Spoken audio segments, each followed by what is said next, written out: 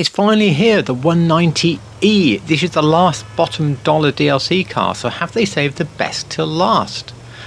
Welcome back to the channel and part 1, looking at this car, because there's going to be more builds following, but today 2 builds and a brief review of the car, so we better get going. In 1987 this came out with 355 horsepower from a 5.5 litre V8. Now that may not sound like a lot, but back then when the M5 was putting out 290 horsepower, this was phenomenal. And of course that's why AMG gave it a very evocative, almost American sounding name, the Hammer. When I was a youngster I remember reading about this in performance car and thinking how much I wanted one. Well, of course I would have killed myself in about 5 seconds flat. Anyway, the first build is simply to build the Hammer. It is so simple, I'm just popping it up on the screen here for you. It's the car you see now. And the looks, I am so smitten. I think this car looks absolutely phenomenal. I really love what Rockstar have done here. They've got very close to the line again and it's paid off. But before we do the next build, let's drive it.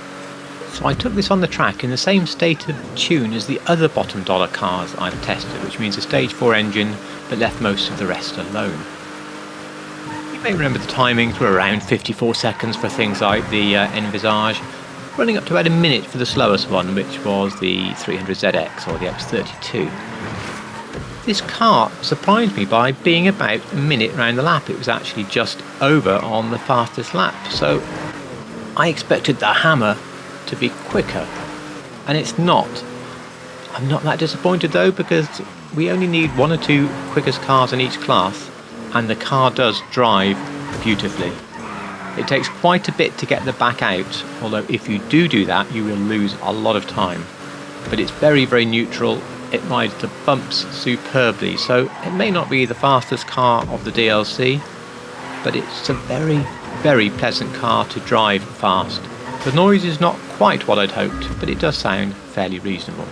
Anyway, let's do our second build. Oh my goodness, what is this one? Well, this is the Rocket Bunny car, if you like, kit, using Pandem arches. And it is a bit out there, and I know this build is not for everybody. So if you don't like this build, just use the chapter marks, flip to the outro to see what we think of the car, and then hang around for part 2.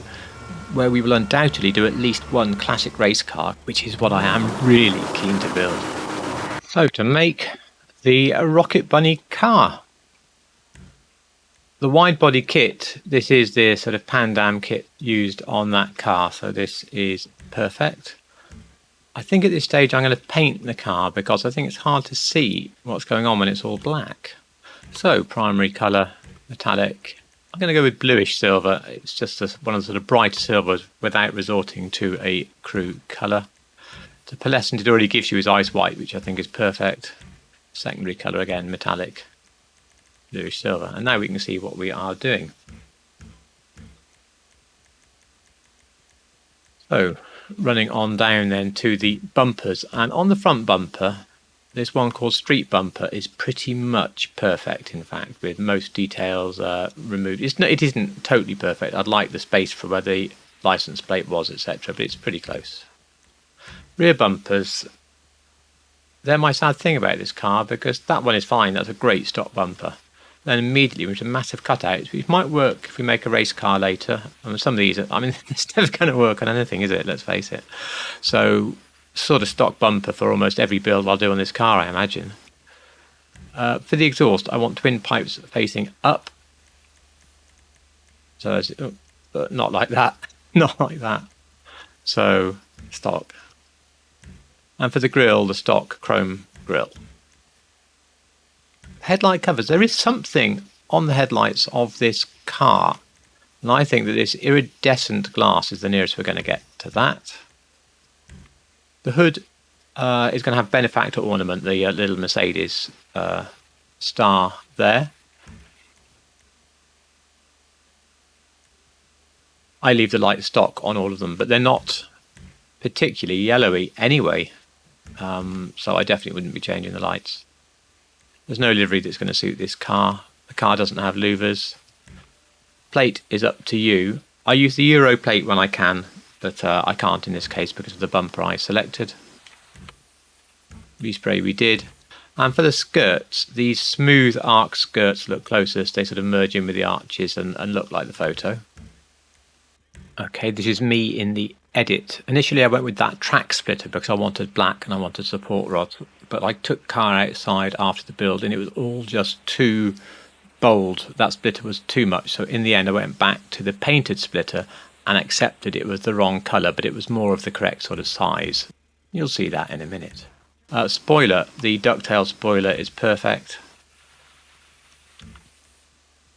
No sun strips. Suspension, well, we were on sport of course for the Hammer, but now we need competition. And for the wheels, wheel type, we're going to street Cosmo Mark III. Then we do have to find a colour for them. I think just stone silver is fine. And for the tyres, we want something like the Atomic logo on there. Now for the windows, they look slightly tinted on the pictures of the car I'm using. I'm tempted, they're going to stay clear mostly on this car, but I think I will just give them a light smoke. I just think it feels like what this particular version of the car would have. So what do I think of the car? Well, I'll insert a clip here. I literally spawned it to GTA Online just after the update, and the first thing I did was buy the car. $1.8 million, obviously about $2 million by the time it's updated, because I really, really wanted it. I was around when this was a current car, when this was something to really lust after, and of course it still is as a classic car. So I wanted it desperately, and I do have around $100 million left, so I think that was a very easy decision for me. But what if you're much younger and this car doesn't mean so much to you, or coming up with around $2 million is a bit too much? Well, at the end of the day, it's not a fast car, so you may decide to hold off if it's not your bag, as we say. And if you're 50-50, well, it's bound to be on sale sometime in the next 6 months.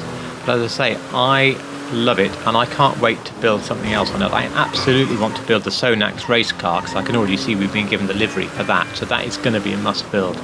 But I'm going to be trawling the internet to see if we can find at least one other really cool build for this car. Anyway, please like, sub, do all the really good stuff. I do hope you enjoyed this, and thank you so much for watching.